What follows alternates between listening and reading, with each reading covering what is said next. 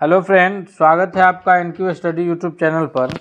पिछले 2 क्लास में हम लोग लगातार इससे पहले महाजनपद के जो 16 महाजनपद हुए हैं उन 16 महाजनपदों के बारे में डिटेल्स में जानकारियां हासिल किए हैं। अगर वो वीडियो आप नहीं देखे हैं तो इसके डिस्क्रिप्शन में वो मौजूद है, आप यहाँ से देख करके अपनी तैयारी मुकम्मल कर सकते हैं। आज हम लोग लेकर के आए हैं इससे रिलेटेड महत्वपूर्ण ऑब्जेक्टिव प्रश्न जो आपके हर कम्पिटिटिव एग्जाम्स के साथ साथ बोर्ड एग्जाम्स के लिए भी सहायक साबित होगा। तो आइए बिना देर किए हुए हम लोग शुरू करते हैं। हमारे स्क्रीन पर पहला सवाल आ गया है, हम लोग इसको एक एक करके सॉल्व करेंगे। हम आप लोगों से गुजारिश करेंगे कि अगर हमारे आंसर बताने से पहले आप लोग आंसर बता पा रहे हैं तो आप ज़रूर कमेंट करके बताइए कि कौन से क्वेश्चन का आंसर आप कौन सा कर रहे हैं। चलिए हम लोग शुरू करते हैं। हमारे स्क्रीन पर पहला सवाल है कि 16 महाजनपदों की जो सूची उपलब्ध है वह हमें किस स्रोत से जानकारी मिलती है। यानी 16 महाजनपदों के बारे में महाभारत में जानकारियाँ मिलती है, या फिर अंगुत्तर निकाय से मिलती है, या छांदोग्य उपनिषद से, या संयुक्त निकाय से।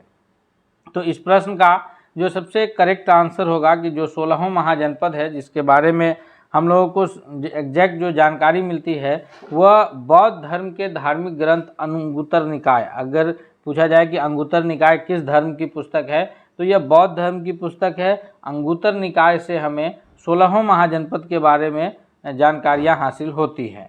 आइए हम लोग बढ़ते हैं अगले प्रश्न की ओर। एक बार आप इस वीडियो को लाइक तथा दोस्तों के बीच शेयर जरूर कीजिएगा।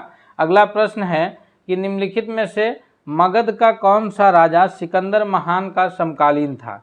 यानी जब 16 महाजनपद हुए हैं जिसके बारे में हम लोगों ने एक एक करके पढ़ा है, अंग, चंपा, मगध, तो उनमें से मगध जो है सबसे शक्तिशाली महाजनपद था जिस पर 3 राजवंशों ने शासन किया था, हर्यक वंश, उसके बाद शिशुनाग वंश और फिर आगे नंद वंश। तो निम्नलिखित में से मगध का वो कौन सा राजा था जिसके वक्त जो है सिकंदर का समकालीन कहलाता है। तो इस प्रश्न का जो सबसे करेक्ट आंसर है वह है ऑप्शन नंबर बी, यानी घनानंद। महापद्मनंद तो नंद वंश की स्थापना किए थे और घनानंद के समय जो है सिकंदर का आक्रमण हुआ था भारत पर। मौर्य चंद्रगुप्त मौर्य जो है ये तो मौर्य साम्राज्य के हैं। तो इसका जो सबसे करेक्ट आंसर है दूसरा नंबर क्वेश्चन का वो ऑप्शन नंबर बी है। अगले प्रश्न की ओर बढ़ते हैं। अगला प्रश्न है कि सूची को सुमेलित करना है कि कौन किससे सुमेलित है, राजा और उनके राज्य कौन से हैं। सूची 1 में राजा दिया है और सूची 2 में उसके राज्य दिए हैं। तो सूची 1 में प्रद्योत जो है वो है अवंती के राजा, यानी तीसरा से मिलेगा। उदयन जो है यह मगध के राजा हुए हैं। उसके बाद जो है प्रसेनजित कौशल के राजा हैं, अजात शत्रु मगध है और उदयन जो है यह वत्स के राजा हैं। यानी ऑप्शन नंबर जो है सबसे करेक्ट आंसर जो होगा वो ऑप्शन नंबर सी हो जाएगा। इस सुमेलित सूची का सबसे जो सही उत्तर होगा वो ऑप्शन नंबर सी होगा। अगले सवाल की ओर बढ़ते हैं। अगला सवाल है कि मगध के राजा अजात शत्रु को किस गणराज्य के साथ युद्ध करना पड़ा था। मगध का जो राजा है अजात शत्रु यह हर्यक वंश का राजा है।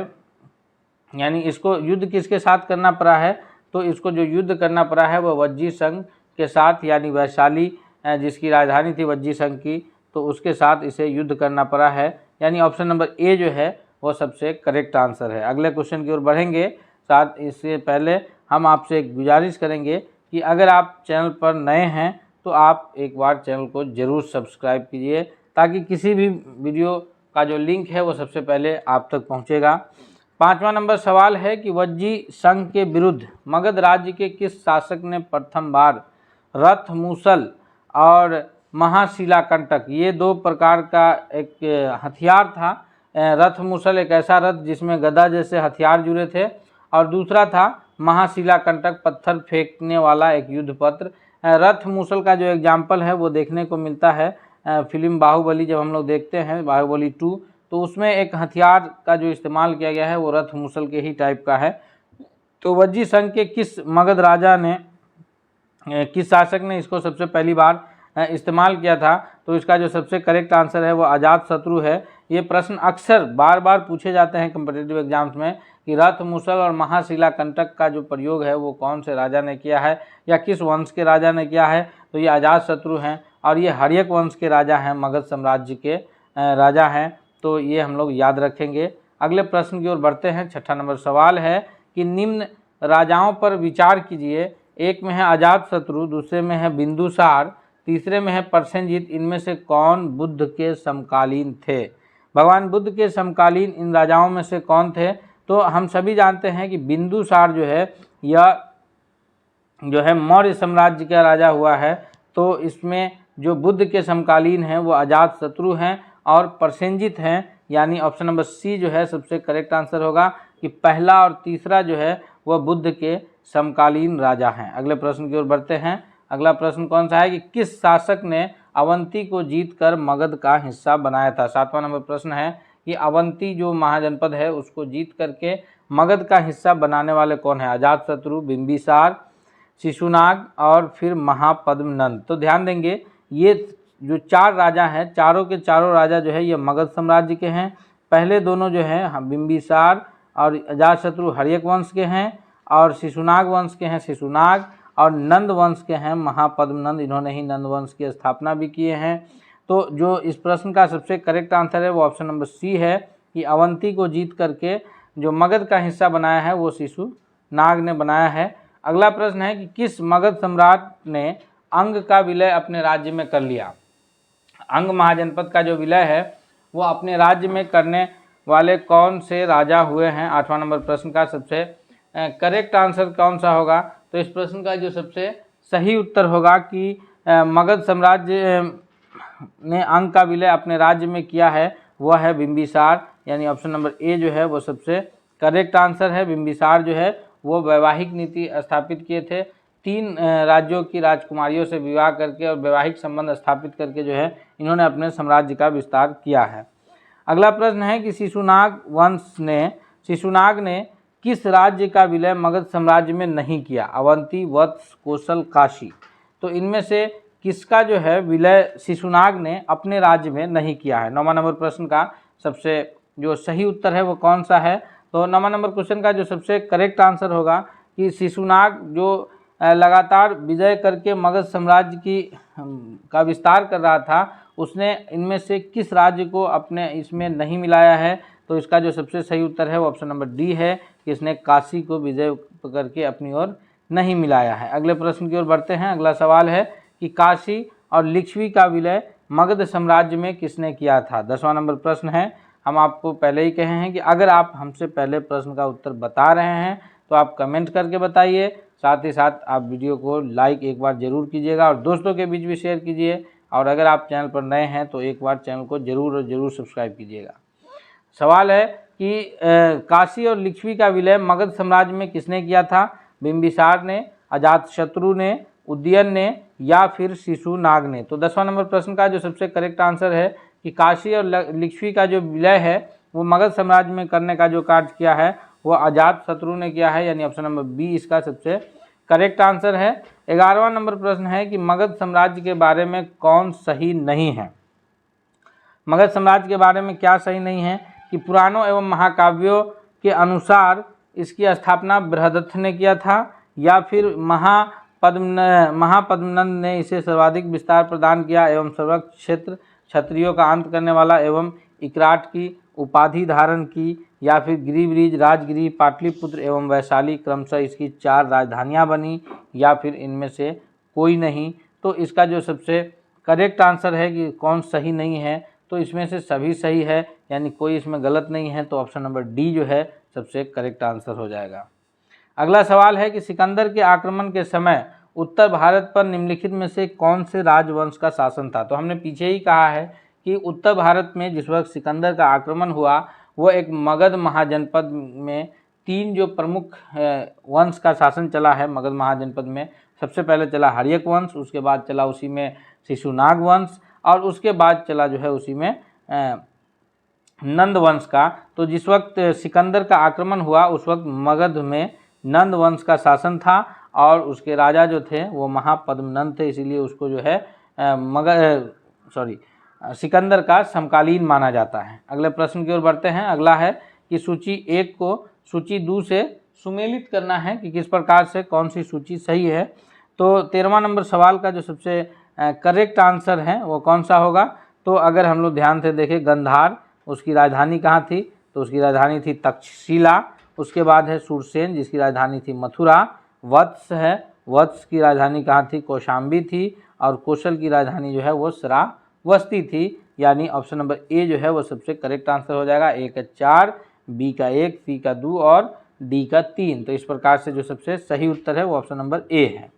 अगले प्रश्न की ओर बढ़ते हैं कि हर्यक वंश के किस शासक को कुनीक कहा जाता है। ये भी प्रश्न अक्सर बार बार पूछे जाते हैं कि कुनीक किसको कहा जाता है, बिंबिसार को, उदयन को या फिर अजातशत्रु को। ये तीनों जो है हर्यक वंश के राजा हुए हैं, तो इनमें से किसको जो है कुनीक कहा जाता है। तो इस प्रश्न का जो सबसे सही उत्तर है कि हर्यक वंश का जो राजा है जिसको कुनीक कहा जाता है वो अजातशत्रु है। यानी ऑप्शन नंबर सी जो है वो करेक्ट आंसर है। अगले प्रश्न की ओर बढ़ते हैं। अगला प्रश्न कौन सा है, अगला क्वेश्चन है कि किस शासक ने गंगा एवं सोन नदी के संगम पर पाटलिपुत्र नामक नगर की स्थापना की थी। इस प्रश्न का सबसे सही उत्तर क्या, तो इस प्रश्न का सही जवाब क्या होगा कि किस शासक ने गंगा एवं सोन नदी के संगम पर पाटलिपुत्र की स्थापना की थी।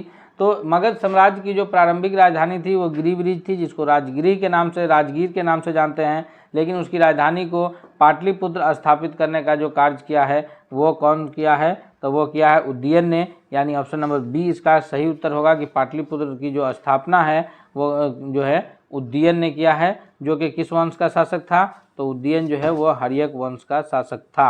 अगले प्रश्न की ओर बढ़ते हैं कि शिशुनाग वंश का वह कौन सा शासक था जिसके समय में वैशाली में द्वितीय बौद्ध संगीति का आयोजन हुआ और उसे काकवर्ण के नाम से जाना जाता है। 4 बौद्ध संगीतियाँ हुआ है, उनमें से दूसरी जो बौद्ध संगीति हुई है वह वैशाली में हुई है, प्रथम राजगीर में हुआ, तीसरा जो है वो पाटलिपुत्र में हुआ अशोक के ज़माने में, और चौथा जो है बौद्ध संगीति वह कहाँ हुआ है, तो चौथी बौद्ध संगीति जो है वो कश्मीर में कुंडलवन में हुआ है। हम लोग जो बौद्ध धर्म के बारे में वीडियो लेकर के आएंगे तो उसमें सारी डिटेल्स में जानकारियाँ आपको उपलब्ध हो जाएगी।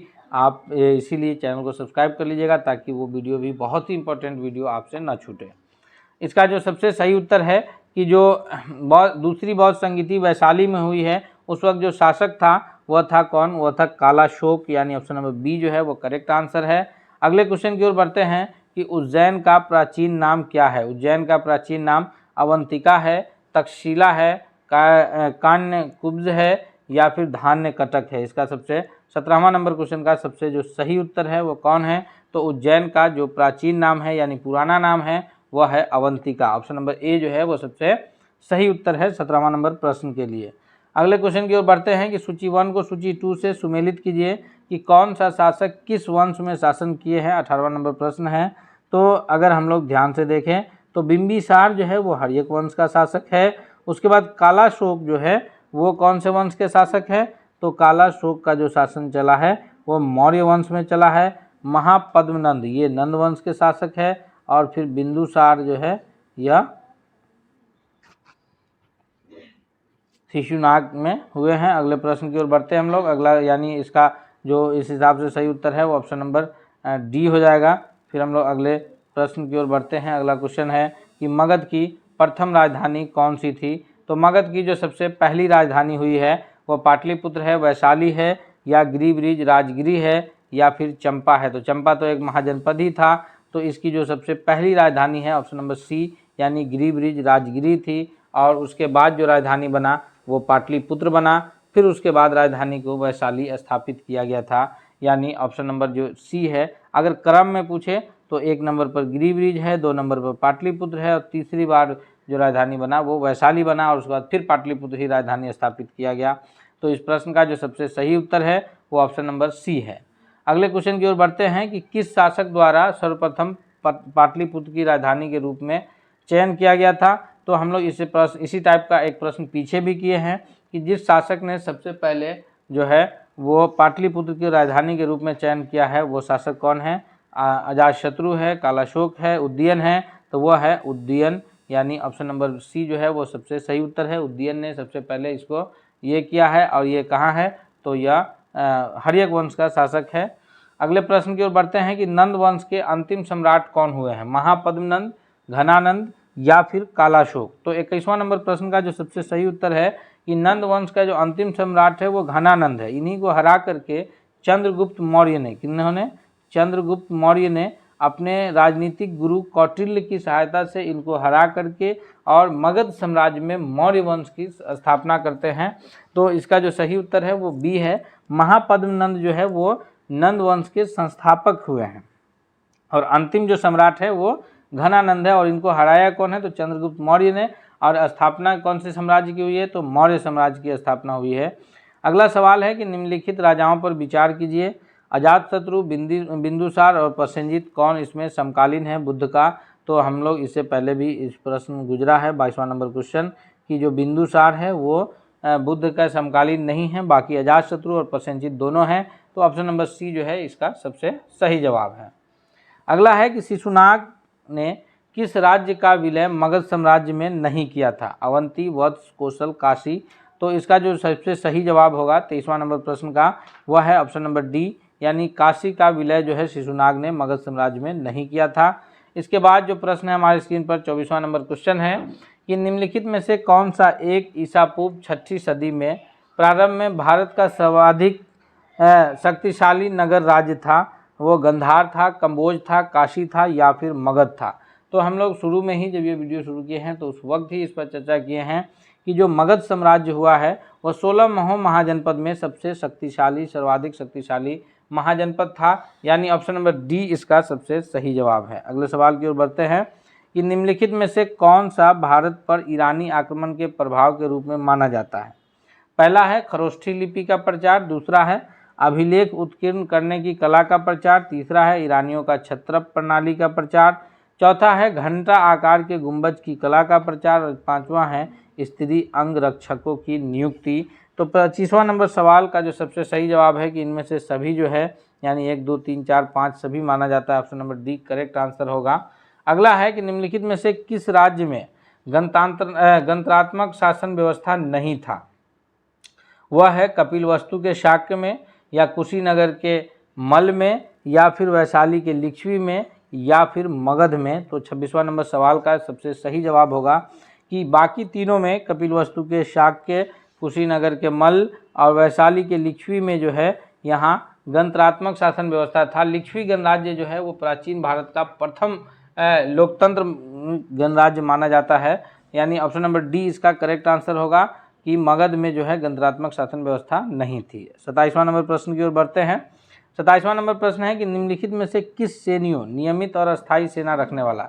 सेनिया किसको कहा जाता था, जो नियमित और अस्थायी सेना रखता हो तो किसको सेनिया कहा जाता था। बिंबिसार को, अजातशत्रु को, उदयन को या फिर शिशुनाग को। तो 27वां नंबर प्रश्न का जो सबसे करेक्ट आंसर है कि सेनिया जो कहा जाता है वह बिंबिसार को कहा जाता है, यानी ऑप्शन नंबर ए जो है वो सबसे सही उत्तर है। अगला प्रश्न है कि मगध के किस प्रारंभिक शासक ने राज्यारोहण के लिए अपने पिता की हत्या की और इसी के कारणवश उसकी पुत्र ने भी उसकी हत्या कर दी। तो अगर हम लोग मगध साम्राज्य में हर्यक वंश के शासन को पढ़ते हैं तो हम ये पाते हैं कि मगध साम्राज्य में जो हर्यक वंश के शासक हुए हैं वह स्थापना जो किए वो बिंबिसार किए हैं, और उसके बाद उसकी हत्या करके जो शासन शुरू किए वो अजातशत्रु ने किए, और इसी कारण उदयन जो अजातशत्रु का पुत्र हुआ उन्होंने भी अजातशत्रु की हत्या करके शासन शुरू किया था। तो अजातशत्रु ने अपने पिता की हत्या की और अजातशत्रु की हत्या उसके पुत्र के द्वारा किया गया। ऑप्शन नंबर बी सबसे सही जवाब है।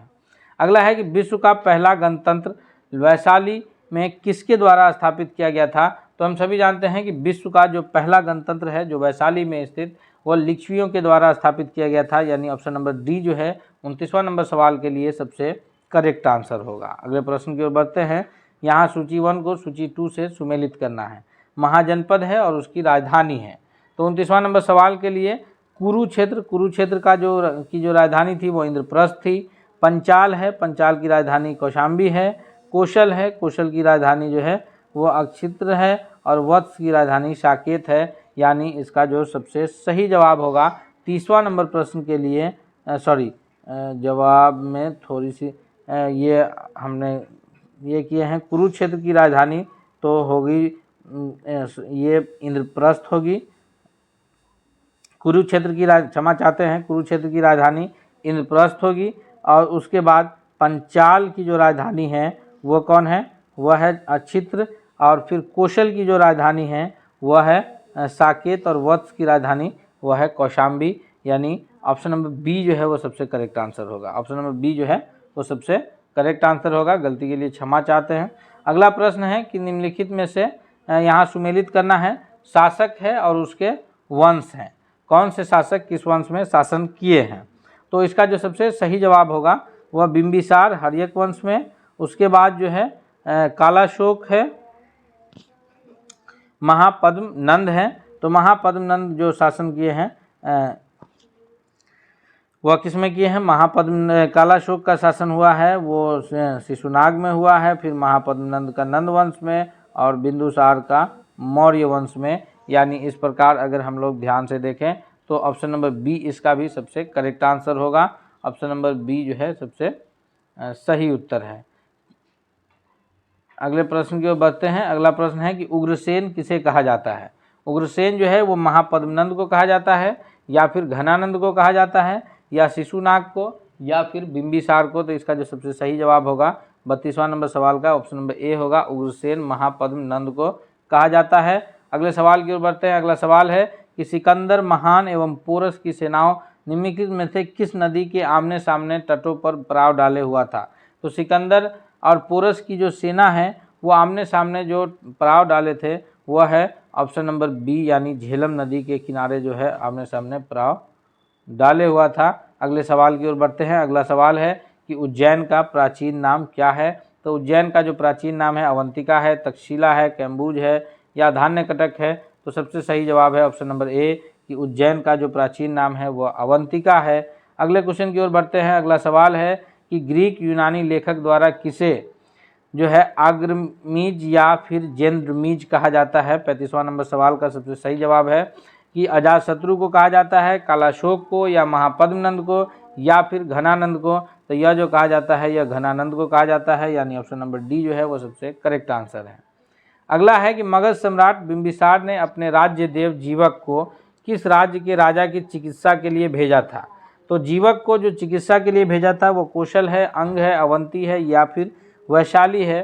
तो 36वां नंबर सवाल का सबसे सही जवाब जो है वह अवंती के राजा के कौशल के लिए भेजा था, क्योंकि अवंती की राजकुमारी से बिंबिसार ने वैवाहिक संबंध भी स्थापित किए थे। तो ऑप्शन नंबर सी जो है वो सबसे करेक्ट आंसर है। अगले सवाल की ओर बढ़ते हैं। पंचाल महाजनपद की राजधानी कहाँ थी। पंचाल महाजनपद की राजधानी जो है वो चंपा है, काम्पिल्य है, श्रावस्ती है, या फिर कुशीनारा है। हम सभी जानते हैं, इसमें तो कोई देर नहीं होनी चाहिए कि पंचाल महाजनपद की जो राजधानी है वह है कौन, काम्पिल्य है, यानी ऑप्शन नंबर बी जो है वो सबसे सही जवाब है। अगला है कि मल महाजनपद की राजधानी कहाँ थी। 38वां नंबर सवाल के लिए जो सबसे सही जवाब होगा वो कौन सा होगा। तो 38वां नंबर सवाल के लिए जो सबसे करेक्ट आंसर है, मल महाजनपद की जो राजधानी है मथुरा, कुशीनारा, तक्षशिला या श्रावस्ती।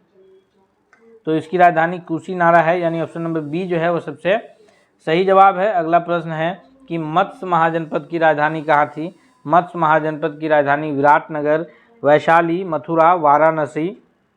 तो इसका जो सबसे करेक्ट आंसर होगा 39वां नंबर प्रश्न का वह है ऑप्शन नंबर ए कि मत्स्य महाजनपद की राजधानी जो है वो विराटनगर है।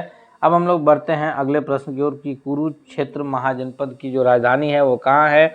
तो कुरुक्षेत्र की जो राजधानी है वह इंद्रप्रस्थ, काम्पिल्य, मथुरा या वाराणसी। तो यह जो राजधानी है यह इंद्रप्रस्थ में है। अभी जो मौजूदा स्थिति है इसकी यह है दिल्ली के आसपास का क्षेत्र। हमने जो है आज अभी 40 प्रश्नों का यह सेट कंप्लीट कराया है। हम उम्मीद करते हैं कि यह प्रश्न आपके सभी प्रतियोगी परीक्षाओं में बहुत ही लाभकारी सिद्ध होंगे। अगर आप इससे रिलेटेड डिटेल्स जानकारी हासिल करना चाहते हैं तो दोनों वीडियो इसी वीडियो के डिस्क्रिप्शन में मौजूद है, आप वहां से इस वीडियो को देख करके फ़ायदा उठा सकते हैं। तो हम लोग मिलते हैं अब अगले क्लास में, जिसमें हम लोग मौर्य साम्राज्य के बारे में पढ़ेंगे।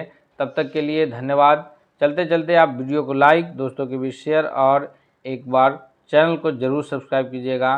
तब तक के लिए बहुत बहुत धन्यवाद।